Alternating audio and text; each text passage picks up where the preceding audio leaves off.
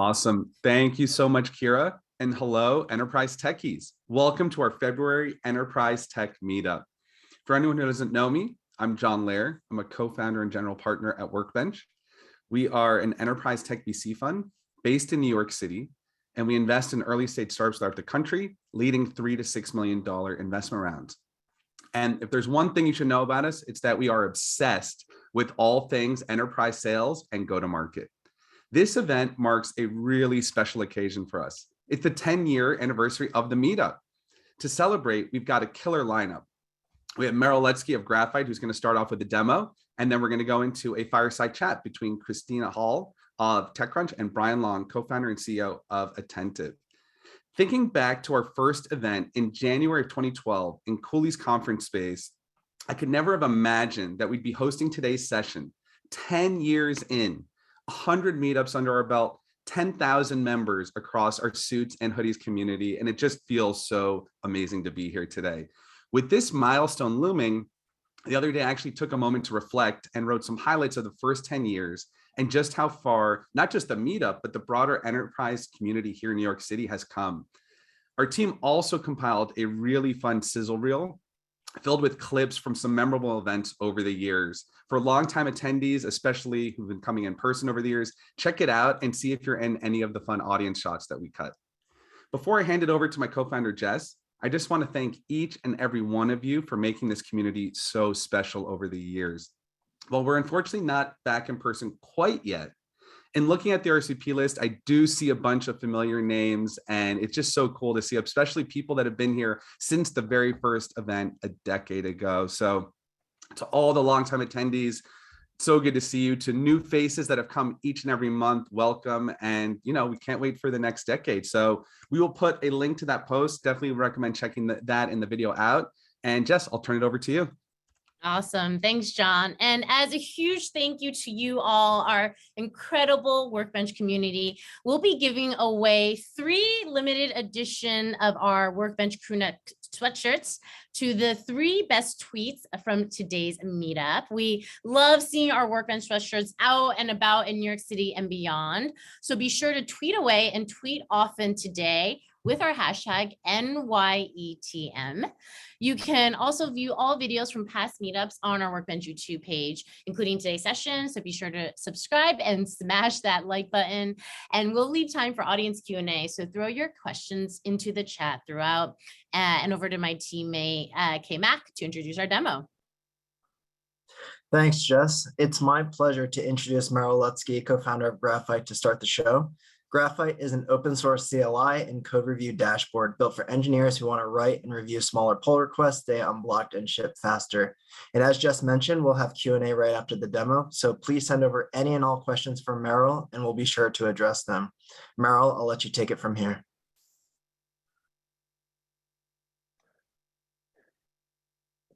Awesome. Perfect. There we go. First of all, thank you so much to Kira, Jess, Kelly, John, and the whole Workbench team for having me. I'm really excited to share what we're working on with Graphite here. And it looks like if I need to share my screen, it looks like somebody else has to stop while I'm doing that. Perfect. There we go. All right, so let me show you. I'll talk about Graphite for a little bit first. As Kelly mentioned, Meryl, I'm one of the co-founders here, and what we're building with Graphite is code review for fast-moving teams. So as a team, we started as a team of 3 at the very beginning of the pandemic. We were actually working on a different dev tools idea at the time, but all of us had come from companies like Facebook, Google. Oscar had used the tool that Facebook built. All of them were companies that had reinvented code review internally, had either built their own tools or used tools built by some of the best companies, and then kind of had the experience of leaving those companies, going to smaller companies, and realizing that the tooling that was available to the rest of the world is a lot different from what the best companies have figured out when they do this. We've now grown to a team of 6. We're based over in Williamsburg. We have seed funding from Homebrew, Neo, and Box Group. And some exciting news to share on that front soon. So let's talk about code review for a second. I think everyone who's worked as a professional software engineer has had the experience of being handed a massive multi-thousand line PR and thinking, where do I even start with this? And I think that this meme probably says it better than I can. And on the other side of that PR was an author who was in a similarly tough spot. They were thinking, do I hand somebody a small pull request and then have to wait until they review it? What happens if they're on vacation? How do I keep building on top of that if there are other features that I need to build that are dependent on it? It just doesn't really work for either side. And I think that's why every company that's reached the scale where they can dedicate a team to think about how to do code review has fundamentally changed the way that they do it. They've kind of found a third door here and realized that there's a better way to help engineers write smaller PRs, stay unblocked, and keep shipping, even if they're waiting for somebody else to review. And at Graphite, we're bringing that tooling to companies everywhere. So let's check out the demo. The first thing that I'll show you is the Graphite command line interface, which helps engineers stack changes. And what do I mean by stacking changes? Basically, the idea behind the stack changes workflow is that instead of writing one massive PR, I can break up a change into a series of small dependent pull requests, each of which can have different reviewers, and each one is smaller as a result. So in this case, you'll see with the Graphite CLI, this would have been one massive PR for this review queue feature here. But instead, I've now used Graphite to break it up into an API branch, a server branch, and a front-end branch, all of which are separate. They're smaller and can have different sets of reviewers. The other really nice thing here about Graphite is that we can actually keep going even if these branches have PRs that are still waiting for review. So let's say that I wanted to add some analytics events on top of this front-end work that I've done. Normally, if I were just using Git, I would just be blocked here. I'd have to wait until all my front-end changes got merged in. As an engineer using stack changes, though, what I can do is I can just keep working even though this PR is waiting for review. So let's say I wanted to add those analytics events. I could just say touch analytics, and then I could use Graphite to create a new branch. I'll say add segment events. And then when I do this, what Graphite will do is it'll just stack my change right on top of these other branches, even though these are still waiting for review. So I never have to be blocked. Even if my reviewer is on vacation, I can keep working. And then we also offer a lot of helpful automation in case you need to go back and change something further down the stack and propagate that change up. So this really helps engineers stay unblocked and keep shipping, even if they're still waiting for review. That's the first part of the Graphite experience. The second part, which I'll show you, is our web dashboard, which basically helps you organize the workflow of code review in a way that makes sense for fast-moving teams. GitHub was born from open source, where where the expectation is that a PR could be open for months at a time. Like, it might not ever be reviewed. It might be merged into one of multiple trunk branches, and that just doesn't really reflect the way that fast-moving companies work these days. So with Graphite, what we've done is we've built an interface that really organizes code review in a way that makes sense. So front and center, you sign in with GitHub. We organize this to show you what pull requests need your review as an engineer. What pull requests need your attention that you either need to respond to comments on or merge in. What's waiting for somebody else to review you or waiting for authors.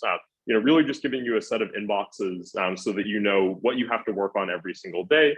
And we let you set up Slack and email notifications here in order to be able to see this more easily. Now, if I click into one of the PRs, I'll just pull up an example that I loaded up here. We show you all of the information about a pull request in one view. So instead of having to click through multiple tabs, we give you like the CI status, reviewers. You can see if it's part of a stack of pull requests here. We give you a timeline of events in the file tree to easily navigate around.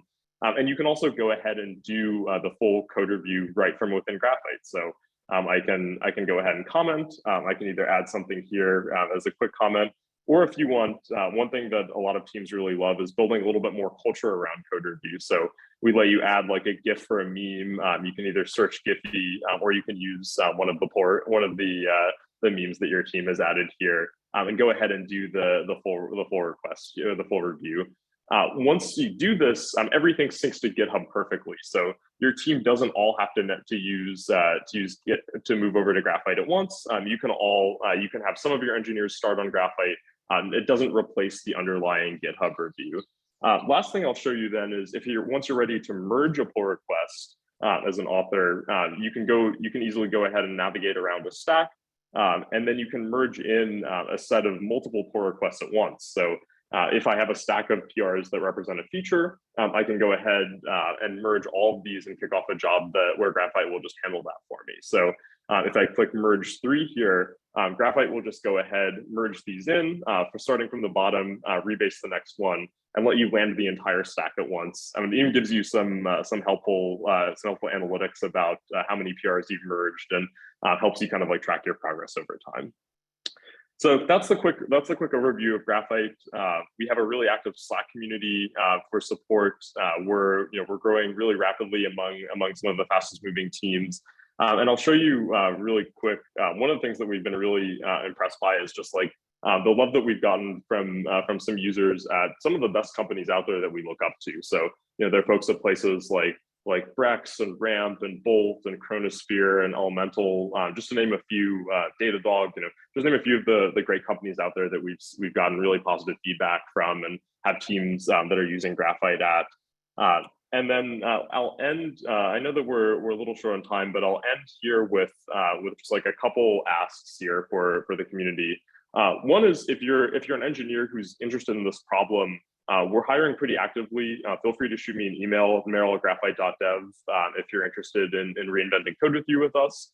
And then lastly, we're opening up our waitlist for 24 hours for this event. So we're currently in private beta, but anyone who wants to sign up, just go to graphite.dev. We're opening up the waitlist. If you or your team want to try this, you just sign in with GitHub and you can get started with Graphite. Awesome. I'm looking forward to taking your questions. Thanks, Meryl. The first one that came in was, do you provide inbound, outbound integrations to allow third-party tools to perform code scan analytics, for example, cyber-related analysis? Great question. So to start off with, we integrate with GitHub. So if you have those set up as like GitHub Actions, for instance, in your CI pipeline, that'll just be pulled in. That'll be pulled in automatically and display where we had the CI checks in Graphite. We don't have like an API for adding outside of GitHub Actions today, but that's something that we're thinking about as part of our roadmap. Awesome. Next one, how do you see this competing or complementing other code review like tools?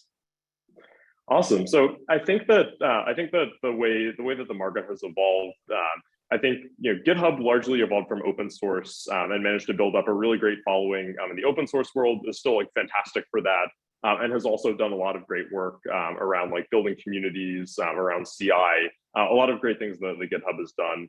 I think that they're still fundamentally tied to the open source workflow and primarily serve that versus the enterprise workflow. Now, I think GitLab was correct to identify that there was this opening in the market for serving enterprise use cases, trying to organize code review around more of an enterprise use case. But I think where they came up a little bit short was that they didn't provide a path to incremental adoption. So it was very hard. You'd have to move your entire repo over at once versus, I think one of the things that's really worked well for us is like, you can try out Graphite as an individual or as just a team. You don't need to move your entire org over at once. You can have folks try it out, see if they like it, and then move over as they get comfortable. And then the other piece is that I think we've really invested in building this as like a high quality product experience. Like, we think that developer tooling is an area that is only in the past couple of years has started to get a ton of the same level of attention to product and design that like consumer products or SaaS products have been getting, and that's something that we really want to apply to Graphite and like build a tool that developers love to use every day. Awesome. Thank you so much, Meryl, for that awesome demo. And Meryl, if you can stick around for a little bit for others who'd like to drop any more questions into chat. But with that, I'd love to kick off our very special keynote today with our fearless moderator, who's tech reporting we've been such longtime fans of, previously at Crunchbase and now at TechCrunch, Christine Hall. And to celebrate New York and New York style, we're thrilled to welcome the CEO of one of New York City's exciting giants to our Zoom stage, an OG New Yorker and founder who has built Attentive into one of New York City's fastest growing unicorns. Please join me in welcoming Brian Long. Hey, thanks a lot, Jessica. Hey, Christine, how's it going?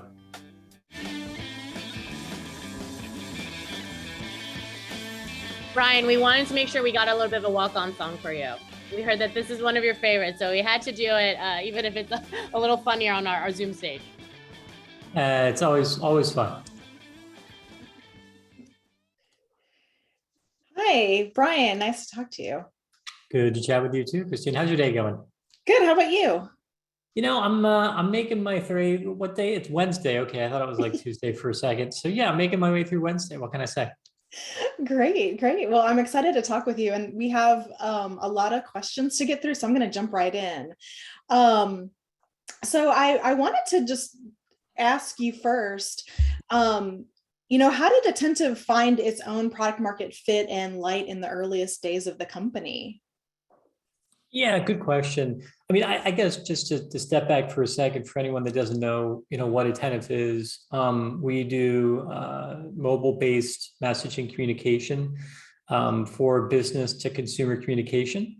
And we do that for over 5,000 different customers today. We've got about 1,200 people on our workforce today, a little over half of which is in the New York area, and then the rest is kind of spread throughout the rest of the United States.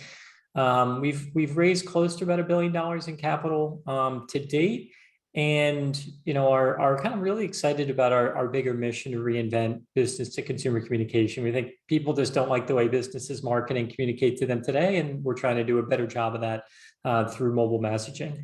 In terms of finding product market fit, it was definitely a humbling experience. We had a company before this one called Tap Commerce that did mobile app marketing and analytics and things like that. I started that company in 2012, sold it to Twitter in 2014, joined Twitter, worked there for 2 years, left to start this new company, which originally wasn't called Attentive, it was called Franklin.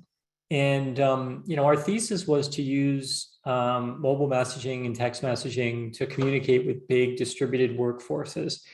And, we built an initial product, we took it out, pitched it to well over 150 customers, made a bunch of sales actually.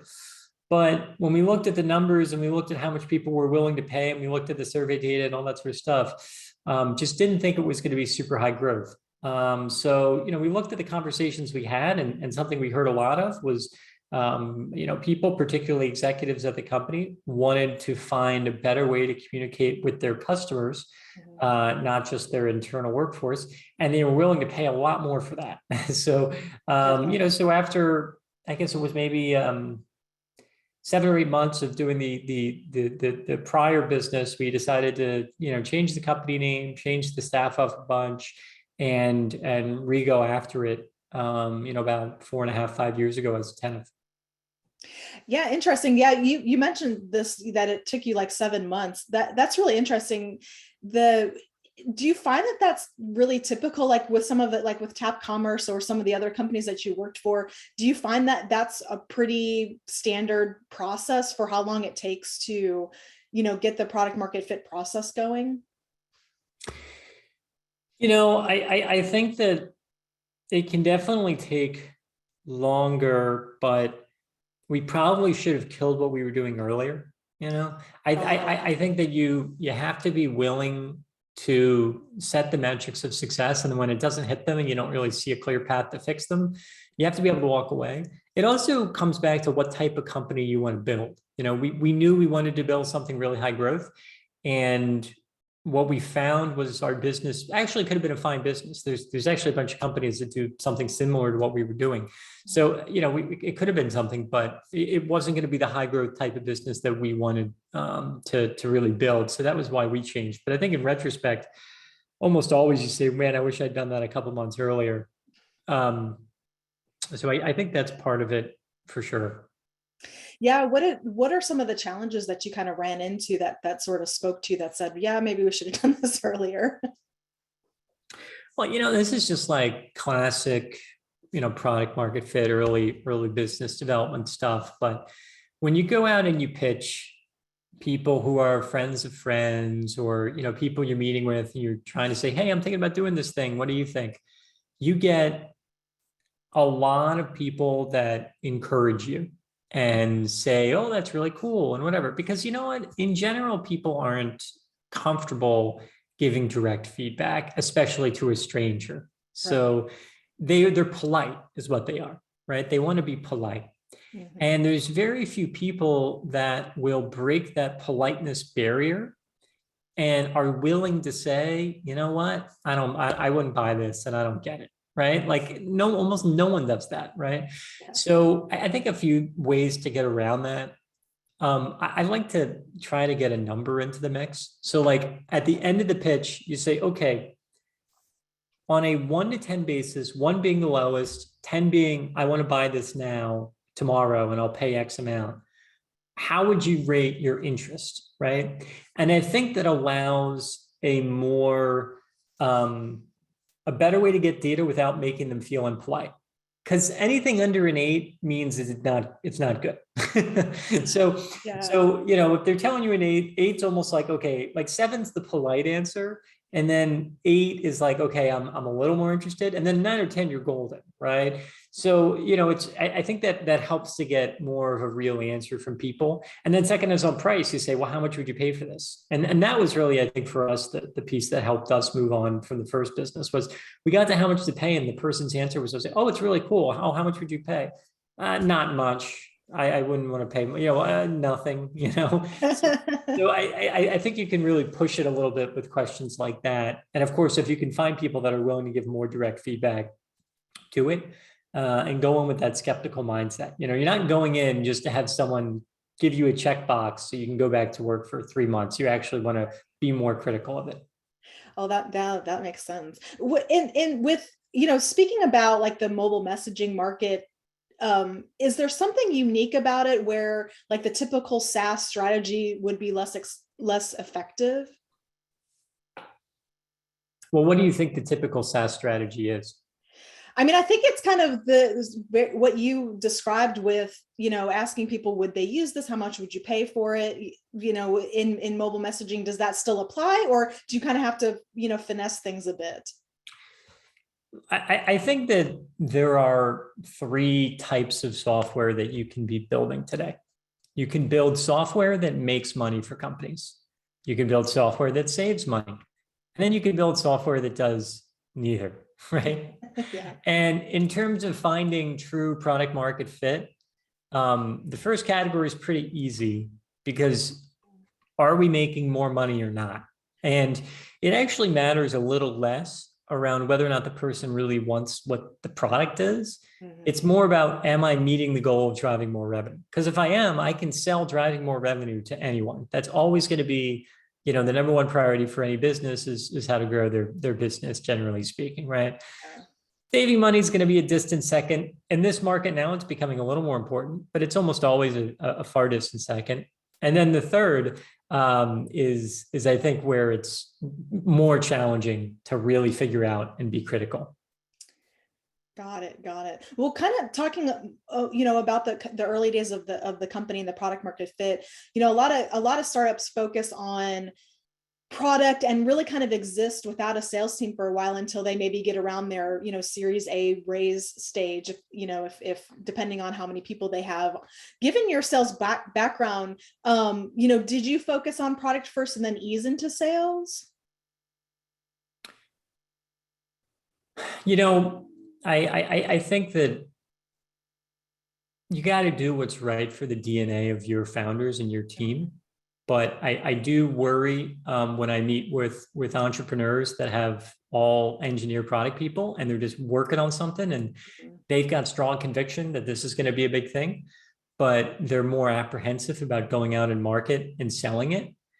And I think that to me, selling it early and often and doing that aggressively is very helpful towards defining your product roadmap. We had 3 or 4 inside sales reps from like day 2 on Attentive, and it was great because we got to have hundreds of customer conversations where we asked them things around product roadmap and what they wanted and, you know, what mattered to them and all that sort of stuff. And that all just feeds into product, because what is product other than listening to customers' problems and then trying to come up with solutions to those problems, right? So I think understanding the problem deeply and then even brainstorming about potential solutions with customers or potential customers, you know, that's the job. And look, sometimes the other thing is, you know, like Meryl presented the solution as an engineer that's sold to other engineers, right? So it's a little unique when you're building something for yourself. You're building something where you're the buyer. I think that's a little different, right? Now you can go out and sell. You know, you're using something you're actually going to dog food and use yourself to do your job. That's a little bit different. And certainly that's why I said, you know, each team and product does have to be a little adaptive to what's right for them. Have you seen any companies, or, you know, with the companies that you've been involved in, are there any that kind of take that the different side where they are focused a lot on sales and not so much on product? Well, I mean, in the earliest stage, I think you should be more, yeah, well, again, this does not apply to all companies, but I think in the earliest stage, it's great to do more selling and less product and engineer building, because look, engineering resource and product resources, they're really expensive. It takes a lot of time. And it also builds up this big debt. That's not the right word.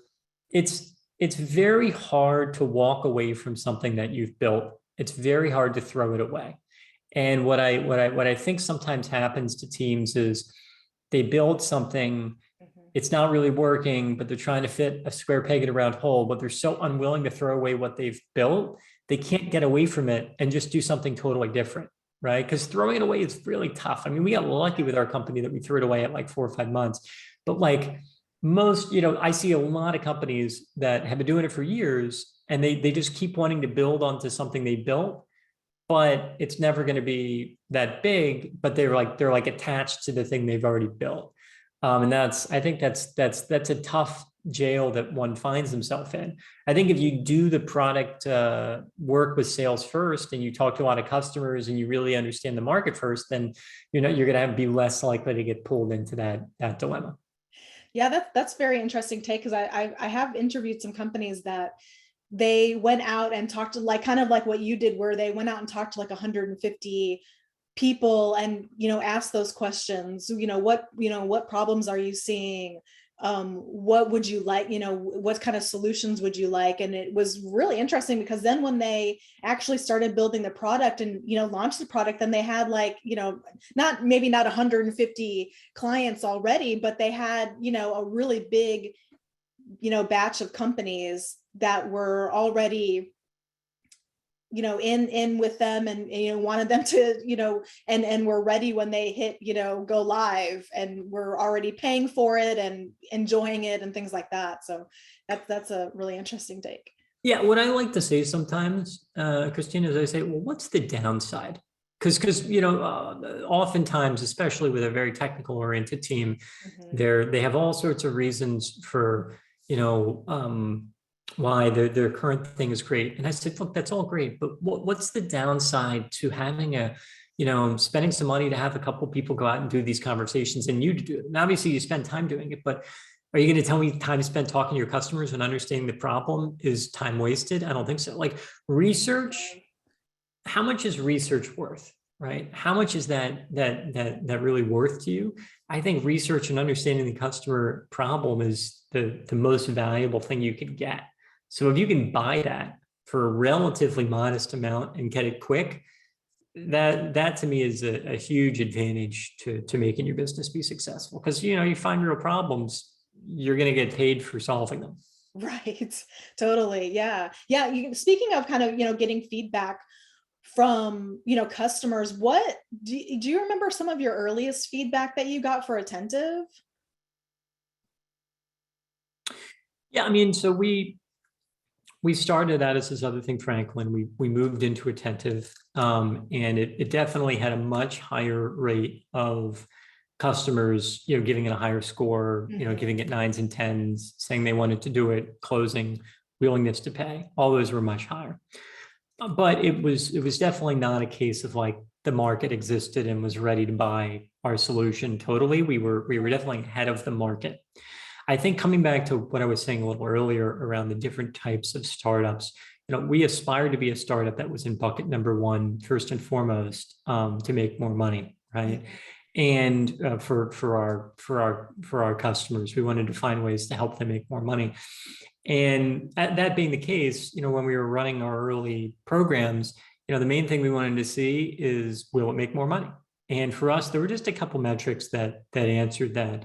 How many consumers signed up to get these messages? When we sent a message, how many people clicked on them? How many people opted out? And then subsequently, how much money they wanted to spend. We ran our first handful of customers. We saw the numbers. Generally speaking, they were all very positive. Mm-hmm. And that moment is when we knew it was going to be successful to some degree, because it worked, right?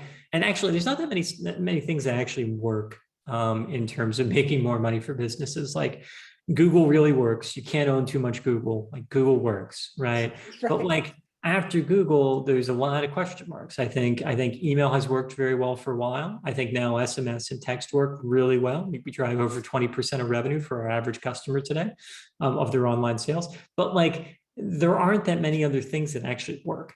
So if you can find something that works, I think it's very valuable.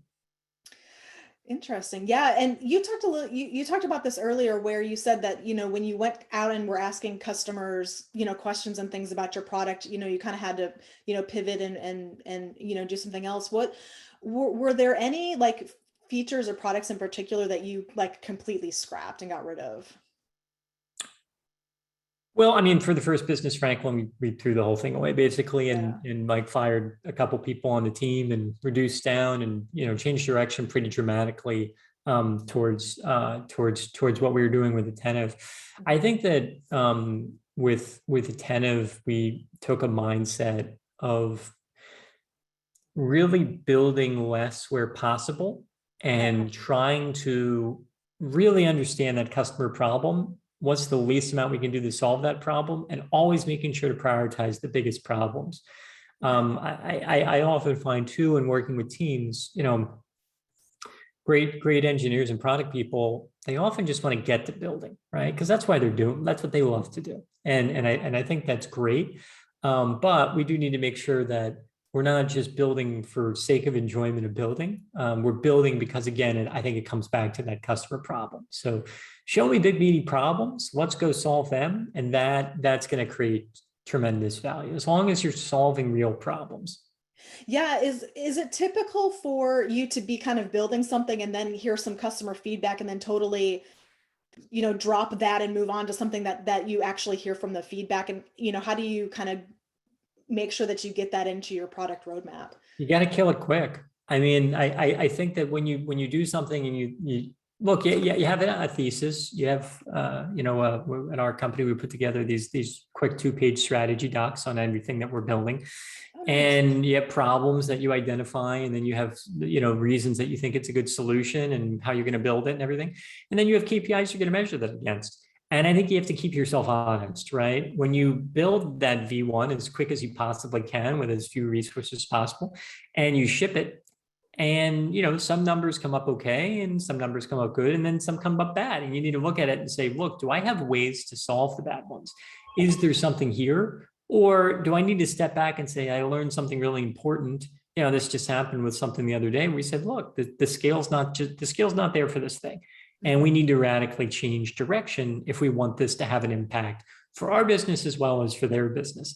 So, and I do think scale and impact is something that should always be very high up. Like, is the person buying this going to care? Like, does this really matter enough to them that they're gonna go spend money on this? Mm-hmm. Everyone here should read Amp It Up by Frank Slootman, the CEO of Snowflake, if they haven't read it already. But I think he gets in a lot of this, so I'm not going to pretend that these are my ideas; they're his. But they should really question that. Very good. Yeah. What for companies that that you mentioned that might be a little bit heavy on the product side or engineering side and not so much on the sales side, how what is the best way to get with customers and get that product feedback? Hire salespeople. Okay. You're not gonna Easy enough. you're not gonna do it otherwise, right? And it's not what you like to do. Don't do things you don't like to do, because you're gonna be negative. You're gonna go. Another book I check out, and I think also his like blogs and postings are better by this exec coach Matt Mochari, who I think is just the best in the business and is really good. And he really talks about looking back at your week and seeing, okay, what are the things that gave you energy versus the stuff that you lost energy from. You don't want to be doing stuff that you lose energy from, that sort of demotivates you.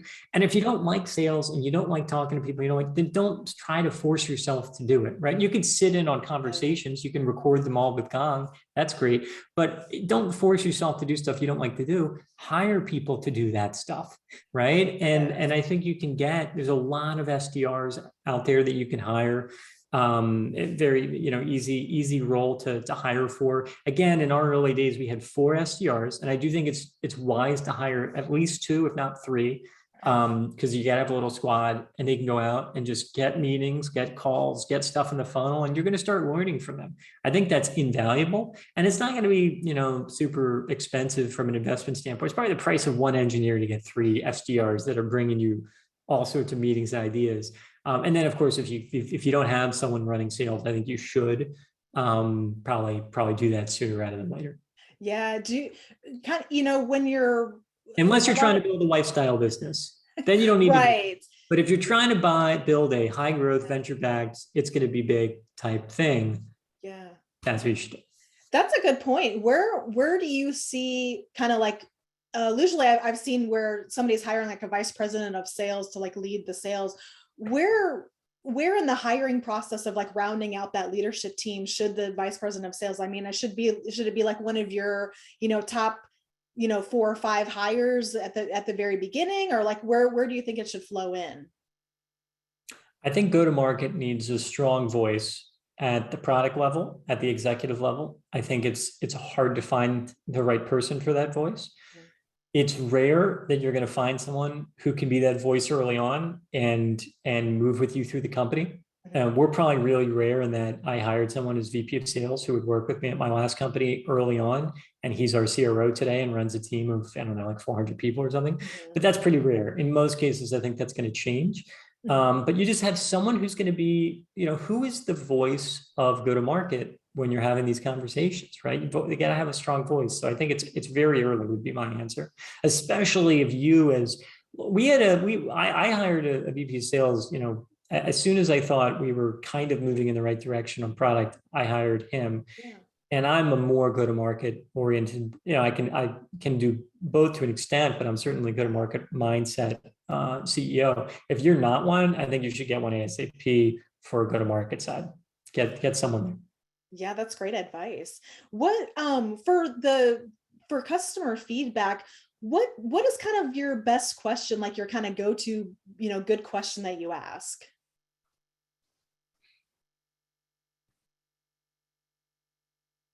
I like to do a simplified version of the problem. Okay. And then our solution. And when I talk about the problem, because I typically break a sales deck out into 4 pieces. There's a 2-minute elevator pitch, there's a problem, there's a solution, then there's next steps, right? Mm-hmm. For problem, the big question you're trying to figure out is this problem real? Right? Because the solution you can change, but if the problem's not there, you get other problems. You get a bigger issue. So really drilling into that problem. So explaining the problem and then saying like, hey, on a 1 to 10 scale, and I always like using scales. I don't like asking, is this a problem? Because again, people are polite and they're like, yeah, sure, it's a problem. Hey, of course, show us like my shoelace is coming untied. Like, there are very big degrees of problems. So I think doing a 1 through 10 is very helpful. So I like to do a problem and then I'd say, is this a problem for you? How would you rank that problem on a 1 to 10 scale? why do you feel that way is my favorite follow-up answer for ranking it on a 1 to 10. Yeah. And then I go into my solution and I explain it. And then I would say, how do you feel about that as a solution 1 through 10? Why do you feel that way? Does it solve the problem? What else would solve it? Like go into those type of things. And these seem like basic, these are pretty basic ideas, but it can get you a long way. Record all the scores in a spreadsheet and then share the scores with your team and say, hey, I did these calls. Here they are. And by the way, here's how it scores on average for this. Here's how it scores on average for that. I think that also works a lot better than like, hey, I did a call and kind of here's what the person said and they loved it. So let's just keep building. You know, that's BS. Like you gotta have the real data there. Okay. Yeah. No, I like that. I like that. For you talked a little bit about this at the beginning, but what would you say, how has Attentive's journey been, similar or different to Tap Commerce? It's just like totally different. I think that it's similar in the regard that for Tap Commerce for a year plus, we had no business and it was just wandering for something and people weren't very interested in what we were doing. And we were just trying to figure out something that worked and it was just kind of all over the place and nothing looked great. And then we kind of hit on product market fit. And the minute we hit it, it was like, oh crap, there we go. And then, and then it was just insanity for 9 months, just trying to keep our head above water and not die and not have everything fall apart. And then we sold it. So there was just like total insanity and then an all out war and then selling it. Right. For this company, I think it was very different. I think we've had a lot longer term view and a lot longer term planning and all of that. But I think you do have to keep, look, I think the speed is still the best offense and defense, and you've got to be very malleable to change, especially in the current climate we're in, and how dynamic things are. So it is, I think often it's not the best product that's going to win. It's the team that moves fastest. It's the survival of the fastest. I think I'm kind of stealing that from this chat Sequoia gave us a year ago, or 2 years ago when COVID started. But I do think that you have to be very, very malleable. Yeah, totally. Well, before we get to some of the questions that are coming in, I wanted to just kind of play a bit on the current environment. Back in 2020, one of my former colleagues, Anthony Ha, had interviewed you when Attentive raised its $40 million Series C extension round. And that was back in April of 2020. So right at the kind of the beginning where we're all trying to figure out things. And you had forecasted, that there would be like a dramatic slowdown probably in advertising and marketing. And let me read a little quote that you had. You said, if businesses pulled back on acquiring new customers, they would still need to maintain a relationship with the existing ones.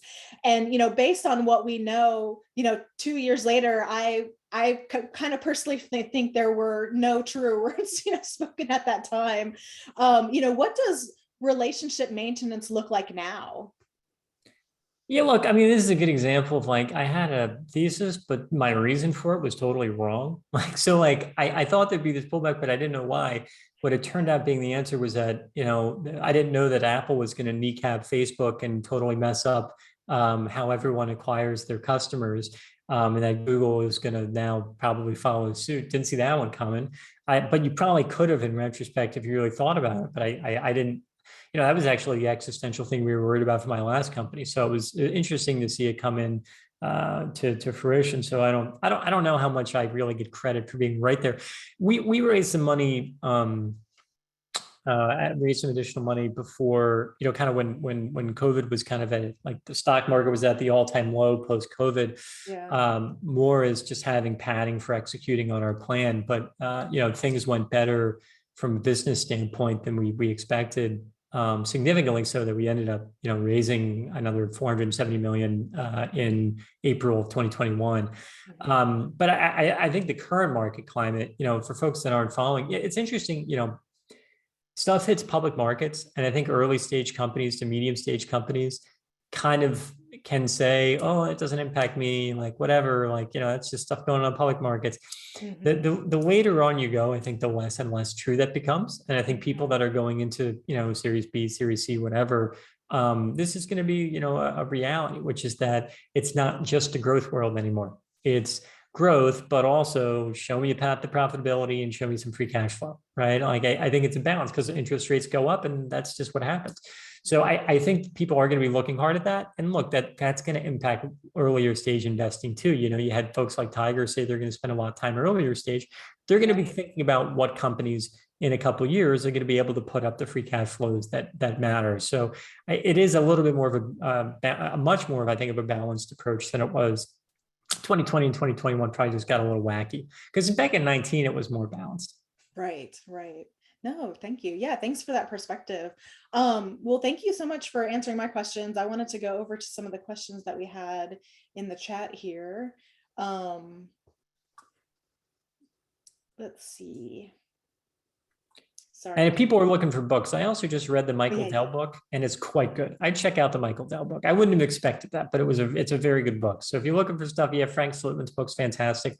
Read the Michael Dell book. It's actually really good. Yeah, that's great. Oh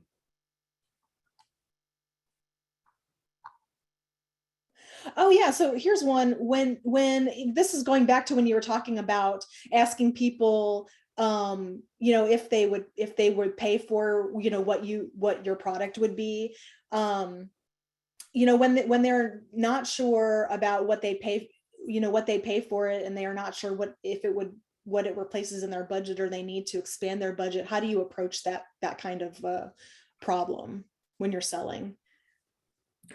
Yeah, I mean, I guess that comes back to what is the problem you're solving, right? So I would go with that problem question. Like if you're not ready to jump for the like, hey, would you pay, you know, how excited are you to buy this now, 1 through 10, and how much would you pay? If you don't think you're ready for that yet, and then I would just jump more to focus on like, is the problem I'm trying to solve a real problem? How big of a problem is it?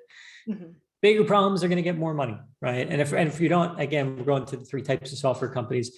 Making money, that's an easy one, right? Everyone wants to buy that. Saving money, a lot less so. If you're not doing either, then it's gotta be a real problem. And of course, we all know there's lots of huge companies that don't do that directly, that you know, that are in that third bucket, and that's great. There's tons of value, you know, whether it's you know, I mean, I would say Shopify probably helps people make money, so I would put that in that bucket. But you know, Datadog doesn't do that, right? Datadog's a huge business. I put them in bucket 3, but I think they're great at knowing what's a real problem people are willing to pay for. Oh yeah. Tell us a little bit about some of the early investors that you had, and you know, were they, how supportive were they, or not as supportive of when you had to pivot, or when you decided to pivot? All right, even on this thing, I'm just kidding. It's recorded, right? All right. So I would say that it varies significantly, but you know, I think one of them put up a blog post that was like, hey, you know, Brian decided to pivot the company into like text-based communication. And we were like, hey, is this the year 2000? What are you doing? So I think that there was big varying disagreements. I guess what I would be more cautionary about, you know, there's kind of like the classic investing advice that says, if you're reading it in the front page of the Wall Street Journal, it's too late to make that stock bet. Mm-hmm. I think the same is true for starting businesses, generally speaking. You know, if it's the really hot thing right now, unless you truly believe it's an incredible megatrend that's going to continue for years and you want to make that huge bet, you're probably too late to get into that now.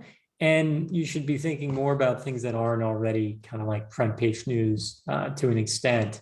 And, you know, for us, that was this thought around utilizing, you know, for us, we're just like, look, text is ubiquitous, you know, everybody's got it, everyone uses it. And yet businesses don't use it much at all to communicate with their customers like they should be. Like some do, but it was just so much more limited. And, you know, there is some great companies like Twilio that had built endpoints, but then businesses had to build everything themselves. And most buyers, the majority of buyers, you know, don't want to build things themselves. Right. They want to build turnkey. They want to get turnkey applications that they can do. Because guess what? That's not their core competency. Right? Like we all know how hard it is to get good engineering teams working on really exciting problems. It's a lot harder to get them work on really boring problems at companies where they're not the center, the center of the product and business. So I think that, for them, building something that's turnkey is really, really important. And that's why the application layer, I do think there's an interesting thought process to just look at, hey, where are there infrastructure layers that were first? And now there's an opportunity to build a big application layer, or the inverse, whereas there's a big application layer, but no infrastructure layer. And that could be a way to find a great problem to go after. Okay. This next question is kind of relates to your point that you made about some companies kind of have a solution, but not really a problem. When you kind of were going after, or, speaking to your earliest customers with Attentive, how much market education was required to, explain what it was that you were trying to do? It took years. And really the answer for you is we did education around the ability to, like, the way our pitch worked is selling the revenue potential, selling the upside potential. That was the problem that we were solving, was that it was hard to reach customers. Here's a great way to do it and make a lot of money doing it, right? So I again, like, find out what the problem is, and then when you're pitching customers, sell the solution to the problem. And that doesn't mean leading with what your company does. That means leading with the problems. Sell the problem, I think, is the phrase I've heard used, and it's a really, really effective one. And to your point about where you were asking people, like, rate this, 1 to 10 or something, and you were like, I'm kind of looking for, 9s or 10s. Is there a certain percentage that you kind of look for? Like, for example, the person that was asking the question, when you kind of reach that, like, are you looking maybe for like the 50% or more who are like it? Could you deal with, with 20% or more saying the 9s or 10s? Like, where's kind of a good mix of, like, where you think that would be for, the product market fit? If I was asking that question for the problem, and it wasn't the vast majority of people that see it as a big problem, I would try to find a new problem. Okay. If I was asking that for the solution, that's fine. I just haven't found the right solution. Got it. So but it should be the vast majority, right? But the problem is the one you want to make sure. Yeah. Let's see. I think you might have. One of the questions that came through was, how do you find kind of your earliest customers? Did you go on, like, LinkedIn or, cold outreach? How did you kind of find those early customers to talk to them? Get inside salespeople and have them reach out, schedule things, set up meetings, etc. You can do the, like, friend of a friend or investor connection, but those ones are always a bit poisoned. And I think poisoned in a way that the feedback is not going to be genuine, right? Okay. You often feel the need to sugarcoat things because they are worried about preserving the relationship.